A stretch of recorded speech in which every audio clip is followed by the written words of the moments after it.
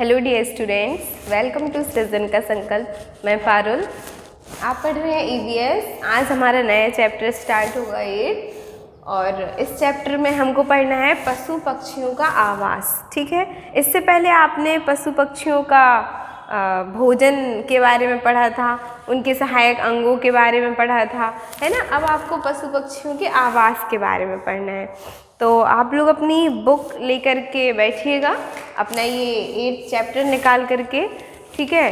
तो उसमें आपको पशु पक्षियों के आवास के बारे में आज हम पढ़ेंगे। अपनी बुक में आप देखते जाइए और मैं आपको एक एक लाइन समझाती जाऊंगी। जैसे कि बड़ा सा चित्र बना हुआ है, देख रहे होंगे आप अपनी बुक में ही। तो सबसे ऊपर लिखा हुआ है, हम स्टार्ट करते हैं कि मनुष्य अपने रहने के लिए घर बनाते हैं। अच्छा, आप एक चीज़ समझ रहे हैं पशु पक्षियों का, तो पशु पक्षियों के बारे में तो आप समझ रहे हैं ना कि पशु पक्षियों का हमको के बारे में पढ़ना है। आवास मतलब घर होता है, ठीक। जैसे आपका घर होता है उसी तरह आवास को हम घर कहते हैं। इसी तरह पशु पक्षियों का भी घर होता है। तो पशु पक्षी को हम अपने रहने, अपने आवास के अनुसार उनके, जैसे कि हमको घर की आवश्यकता होती है, इसी तरह पशु पक्षियों को भी घर की आवश्यकता होती है। मनुष्य अपने रहने के लिए घर बनाते हैं, तो हमारी तरह पशु पक्षियों को भी घर की आवश्यकता होती है। अभी लास्ट चैप्टर में हमने, आपका 7th चैप्टर था हमारा घर, है ना, उसमें आपने अपने घर के बारे में पढ़ा था। तो जिस तरह, कहने का मतलब है जिस तरह हमें यानी कि मनुष्य को अपने घर की आवश्यकता होती है, उसी तरह पशु पक्षियों को भी घर की आवश्यकता होती है। वह भी अपना घर बना करके रहते हैं, जैसे कि हम रहते हैं। वह अपना घर वहीं बनाते हैं जहां उन्हें भोजन तथा सुरक्षा मिलती है। बिल्कुल, हम अपने घर में भोजन बनाते हैं, सारी सुविधाएं होती हैं, हमें सारी सुरक्षा मिलती है। इसी तरह पशु पक्षियों को तो अपना घर बनाना होता है, तो वो उस जगह अपना घर बनाते हैं जहां उनको सारी सुरक्षा मिलती है और भोजन भी मिलता है। कुछ पशु पक्षी अपने रहने के लिए स्वयं घर बनाते हैं और कुछ पेड़ पौधों पर रहते हैं, ठीक। तो कुछ ऐसे पशु पक्षी हैं जो अपने लिए स्वयं घर बनाते हैं और कुछ पेड़ पौधों पर रहते हैं। हम वो भी समझेंगे और सुनेंगे अभी कि इस तरह के कौन कौन से पशु पक्षी हैं। कुछ प्रकृति द्वारा बने वास स्थलों यानी कि पानी, गुफाओं, झाड़ियों में रहते हैं। उन्हें घर भी तरह तरह के होते हैं, उनके घर भी तरह तरह के होते हैं। अच्छा, अब यहाँ पर एक लाइन आई है, प्रकृति द्वारा बने वास स्थलों। वास स्थलों मतलब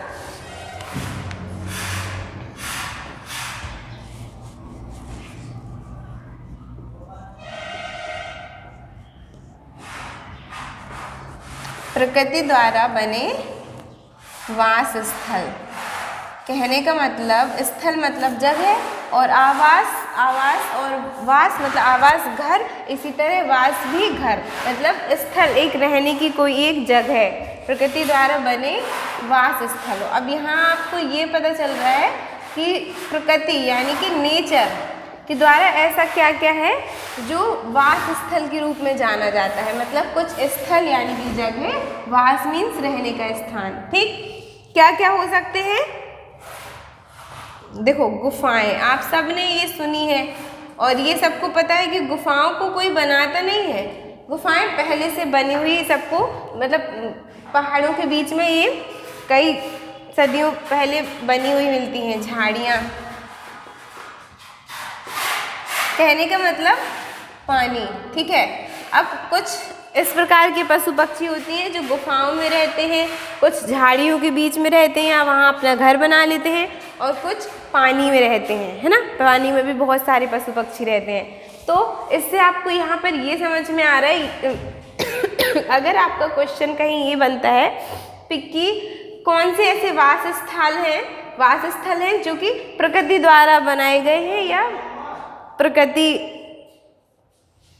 में बने हुए हैं, मतलब प्रकृति द्वारा बनाए गए हैं, तो उनमें आप ये 3 ऑप्शन लिख सकते हैं, गुफाएं, झाड़ियाँ और पानी, ठीक है। क्योंकि पानी में भी कई प्रकार के पशु पक्षी रहते हैं। जैसे कि पानी में कौन रहता है? मगरमच्छ रहता है, मछली रहती है ना, सांप भी पानी में भी तैर लेता है। तो इस तरह कई प्रकार के ऐसे जीव जंतु होते हैं जिनका स्थान यानी कि आवास स्थान, रहने की जगह पानी भी होती है। इसी तरह कई की झाड़ियाँ भी होती हैं। अब इधर हमने एक लाइन और पढ़ी थी कि कुछ पशु पक्षी अपने रहने के लिए स्वयं घर बनाते हैं, कुछ पेड़ पौधों पर रहते हैं।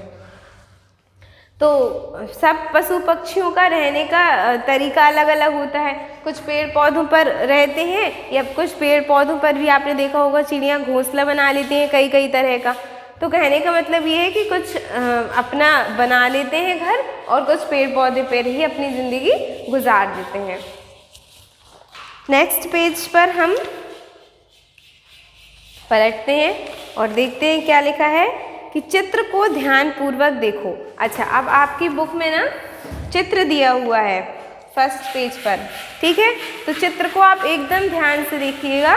उन्होंने कहा है चित्र को ध्यानपूर्वक देखो, इनमें से कुछ पशु पक्षी तुम्हारे आसपास दिखाई देते हैं। बिल्कुल, बहुत सारे पशु पक्षी हैं चित्र में हम देख रहे हैं। सबसे पहले एक बड़ा सा आपको हिरन। अच्छा, तो चित्र में आपको क्या क्या दिखाई दे रहा है? जैसे कि सबसे पहले हिरन दिखाई दे रहा है, पीछे की ओर ध्यान से चित्र को देखिएगा अपनी अपनी बुक में, या फिर इसमें चित्र में हिरन दिखाई दे रहे हैं, है ना। पेड़ पौधों में गुफाएं, पेड़ पर भी एक बिल दिखाई दे रहा है, तोता, चीता, बंदर, गाय, भैंस, बकरी, है ना। इस तरह बहुत सारे जानवर हैं जो कि आपको चित्र में दिखाई दे रहे हैं। तो आपकी बुक में ये लाइन है, कहा गया है कि इनमें से कुछ पशु पक्षी तुम्हारे आसपास दिखाई देते हैं, कुछ तुम्हारे आसपास नहीं दिखाई देते हैं। नीचे लिखो ऐसे पशु पक्षियों के नाम जो तुम्हारे आसपास दिखाई देते हैं और नहीं दिखाई देते हैं। अब आपको चित्र को देख करके ये बताना है कि इसमें कौन कौन से ऐसे पशु पक्षी हैं, जीव जंतु हैं जो आपके आसपास दिखाई देते हैं, और कौन कौन से ऐसे हैं जो आपके आसपास नहीं दिखाई देते हैं। तो आपका पहला ऑप्शन लिखा है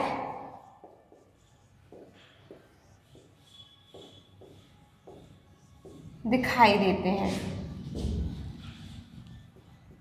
ठीक है। और एक तरफ हमको लिखना है नहीं दिखाई देते हैं।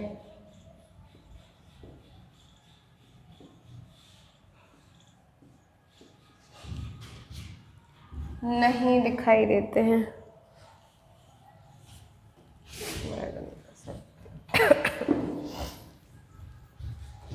एक मिनट, इसको ऐसे लिखती हूँ कि आपको पूरा दिखाई दे।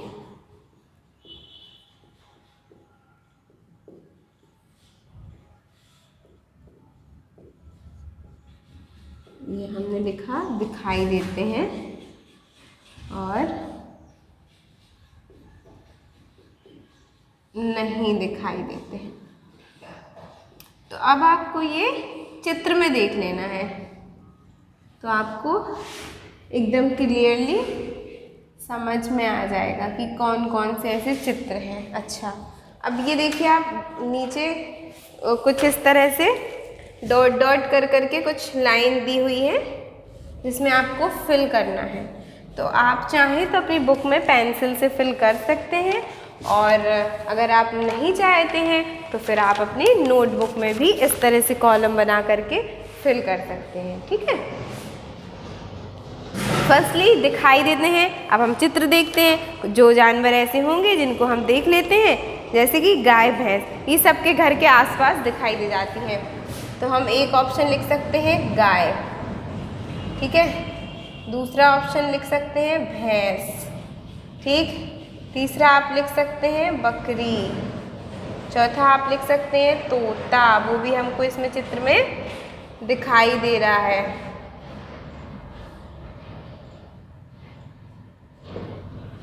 और भी बहुत सारे हैं, जैसे कि खरगोश भी है। मतलब ज़रूरी नहीं है, आपको अपने अनुसार भी ये आप लिख सकते हैं। जैसे कि आपके घर के आसपास कुछ ऐसे जीव जंतु होंगे, है ना, जिनको आप हो सकता है पालते हैं, या आप उनको अपने घर के आसपास देखते हैं।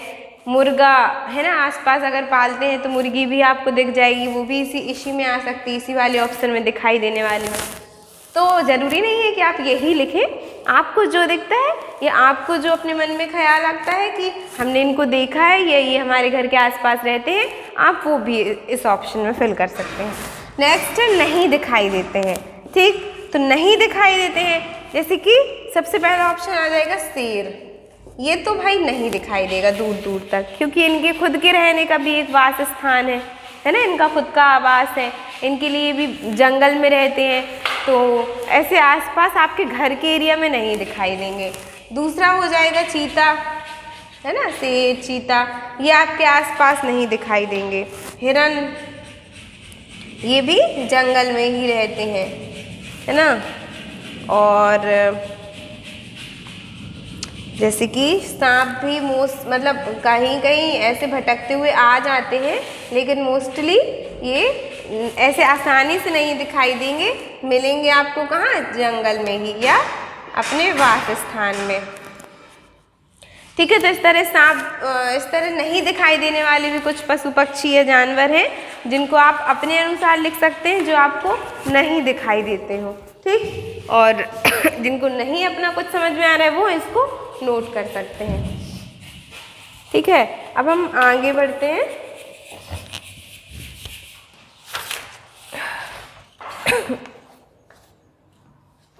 लिखा हुआ है चर्चा करो, आपका नेक्स्ट टॉपिक है चर्चा करो।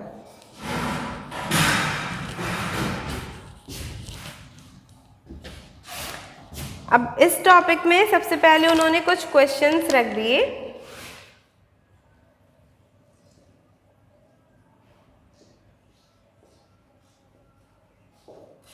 चर्चा करो। ठीक,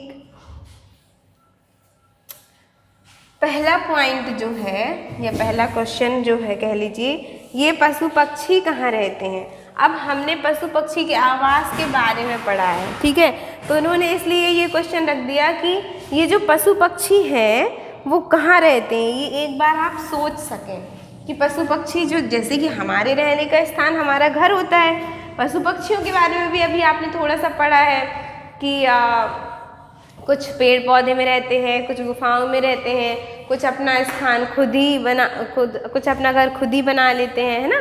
तो इसी तरह अब हमें और इसको क्लियरली पढ़ना है एकदम सही से।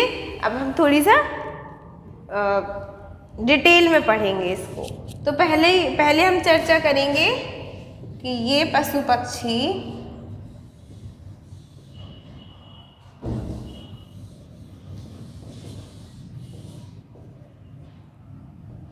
कहाँ रहते हैं। ये एक तरह से क्वेश्चन है, ये पशु पक्षी आपके कहाँ रहते हैं, ये आपको इधर पे कवर करना है। तो नीचे ही सब कुछ बताया गया है, पशु पक्षियों के घर। ठीक है, जो नेक्स्ट टॉपिक है पशु पक्षियों के घर।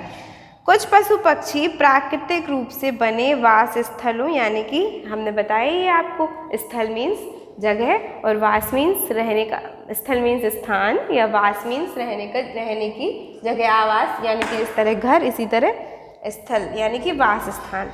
तो कुछ पशु पक्षी प्राकृतिक रूप से बने वास स्थलों यानी कि रहने के स्थानों को अपना घर बनाते हैं। बंदर पेड़ की घनी शाखाओं पर, मछली पानी में एवं शेर गुफा में रहते हैं।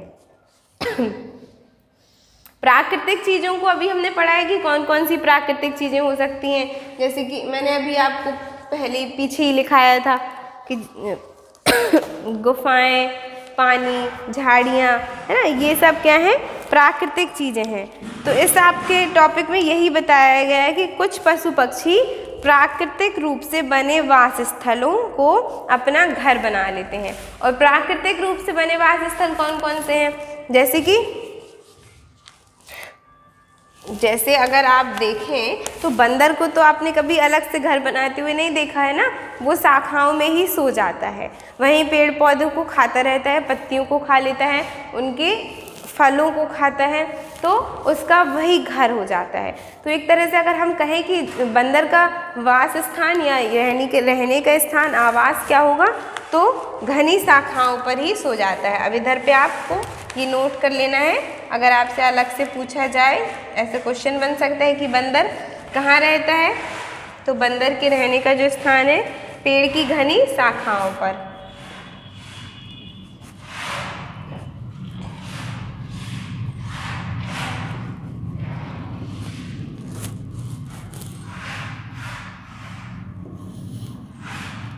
घनी शाखाओं पर, ठीक। और नेक्स्ट मछली, सबको ही पता है भाई, मछली तो जल की रानी है। तो मछली का वास स्थान पानी। इसी तरह शेर, और शेर का वास स्थान गुफाओं में रहता है। शेर जो है गुफाओं में रहता है, तो ये गुफा हो गया। अब ये तीनों ही चीज़ें प्राकृतिक हैं, जैसे कि पेड़ की घनी शाखाएं, पानी और गुफा। इससे पहले आपने यही पढ़ा था कि प्राकृतिक चीज़ें क्या क्या होती हैं, मतलब प्राकृतिक वास स्थल कौन कौन से होते हैं। तो हमने पढ़ा था कि झाड़ियाँ या पेड़ की घनी शाखाएं या पेड़ पौधे, पानी और गुफाएं, है ना। तो अगर अब आपको इसको डिफाइन करना है कि कौन प्रकृति में कौन कौन से पशु पक्षी ऐसे हैं जो प्रकृति को ही अपना आवास स्थल बना लेते हैं, तो उसमें इस तरह से आप डिफाइन कर सकते हैं कि बंदर पेड़ पौधों की घनी शाखाओं पर, मछली पानी में और शेर गुफा में रहते हैं। ठीक है, एकदम आसान है। ऐसी ही चीज़ें हैं ये जो कि आपने इससे पहले कई बार देखी है, सुनी है और आप खुद भी जानते हैं। ठीक, अब हम आगे बढ़ेंगे। कुछ जानवर अपना घर स्वयं बनाते हैं। ये आप अच्छे से नोट कर लीजिएगा क्योंकि ये बेसिक नॉलेज है, इतना तो आपको पता होगा ही और होना भी चाहिए, जो कि आपसे कोई नॉर्मली पूछ भी दे तो आपको बन जाए, सोचना ना पड़े। कुछ जानवर अपना घर स्वयं बनाते हैं। अब ये हो गए थे आपके प्राकृतिक वाले, और कुछ जानवर अपना घर स्वयं बनाते हैं, जैसे कि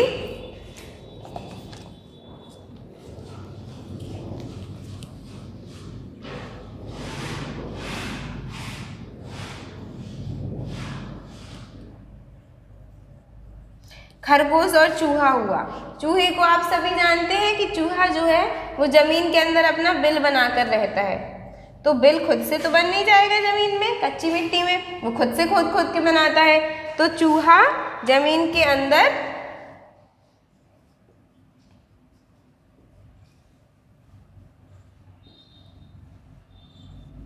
बिल में, कहने का मतलब अभी हमने पढ़े थे कि जो नेचुरल यानी कि प्राकृतिक है, कुछ उस तरह वो हमने देख लिए कि कौन कौन जानवर हैं।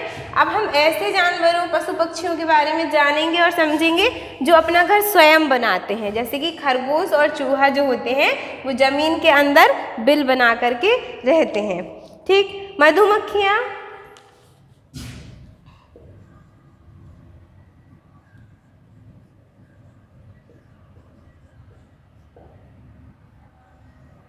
मधुमक्खियाँ अकेले न रहकर समूह में रहती हैं। समूह में रहती हैं, लेकिन छत्ता खुद से तो नहीं बन जाता ना, वो भी अपना छत्ता पेड़ पर बनाती हैं मेहनत करके। ठीक है, किसी तरह। तो मधुमक्खियाँ भी अपना समूह में रहती हैं और छत्ते में रहती हैं। वे अपने रहने के लिए छत्ते का निर्माण करती हैं, आपकी बुक में जैसा कि लाइन दिया गया है। चींटियाँ भी बिल बनाकर समूह में रहती हैं। एक ऑप्शन और लिख सकते हैं आप, चींटियाँ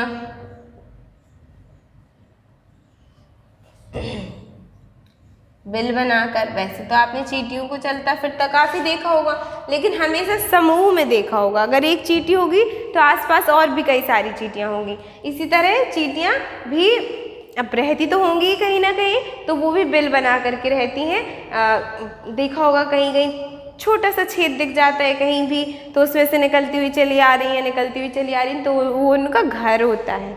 ठीक है, कहीं पर भी बना सकती हैं वो अपना घर या बिल। पक्षी अपने लिए घोंसला बनाते हैं। कुछ पक्षी होते हैं ना जो आपने पेड़ पर देखे होंगे, पेड़ पर अपना घोंसला बनाते हैं। जरूरी नहीं कि पेड़ पर ही बनाते हो, वो कई जगह, जैसे गौरैया चिड़िया को देखा है आपने, वो तो कहीं भी अपना घोंसला बना लेती है, ऐसे खिड़की, गेट, दरवाजे या जालियाँ, कुछ भी बनाओ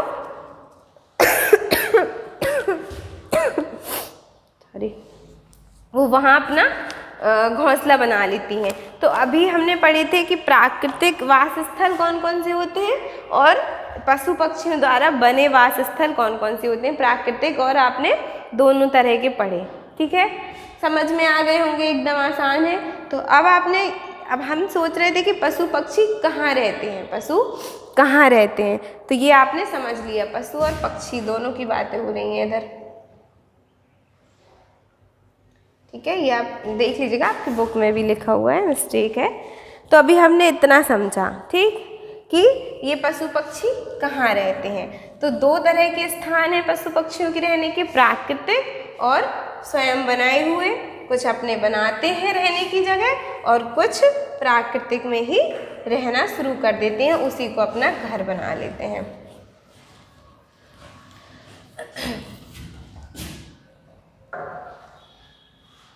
हाँ, और इसमें आपका जो नेक्स्ट पॉइंट जो दिया हुआ है ना कि क्या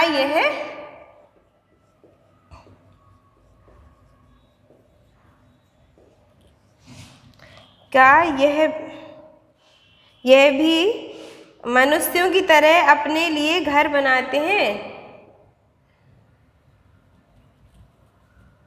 क्या यह भी मनुष्यों की तरह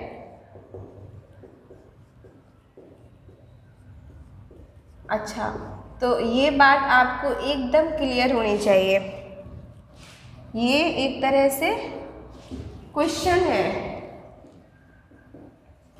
ये आपका तो क्वेश्चन है, लेकिन क्या यह भी मनुष्यों की तरह अपना घर बनाते हैं? तो ये आपको एक सोचने में, बिल्कुल भी सोचने में टाइम वेस्ट नहीं करना है।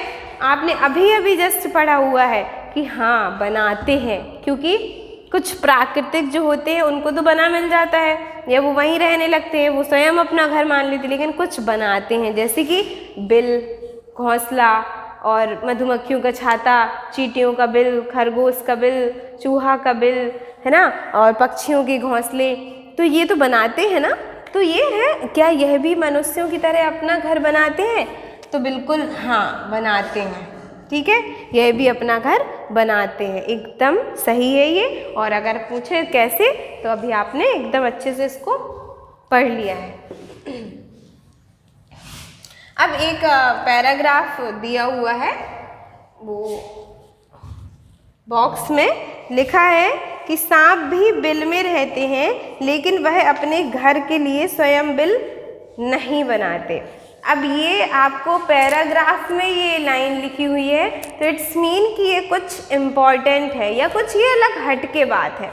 तो इस आपके पैराग्राफ में या इस आपके बॉक्स में सांप के बारे में बताया गया है। अब उन्होंने बताया ये कुछ हटके है, इसीलिए उन्होंने बॉक्स में डिफाइन किया है, इसलिए आपको इसको ध्यान से समझना है कि ये क्या बात है। कहा गया है सांप भी बिल में रहते हैं, लेकिन वह अपने लिए स्वयं बिल नहीं बनाते।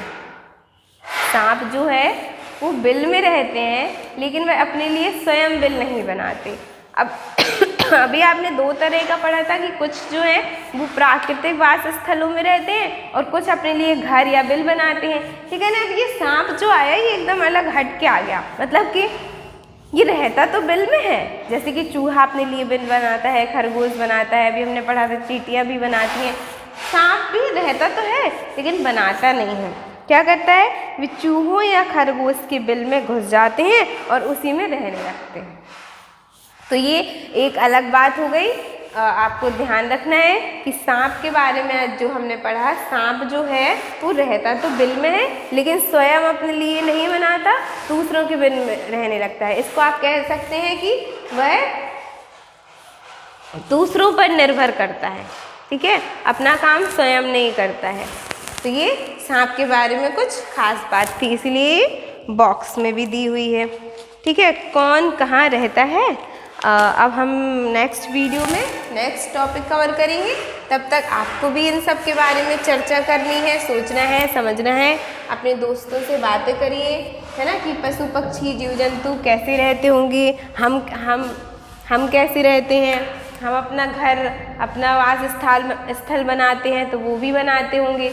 ठीक है चर्चा करने से क्या होता है, हमेशा ज्ञान बढ़ता है, किसी को आप दोगे, किसी से आप लोगे, मैं ये आपको हमेशा बात बताती हूँ। और चैप्टर को फिर से पढ़िए, रिवाइज करिए, जिससे कि आपको अभ्यास यानी कि आपकी एक्सरसाइज करने में कोई प्रॉब्लम ना हो। अपना खूब ख्याल रखिए। Thank you so much.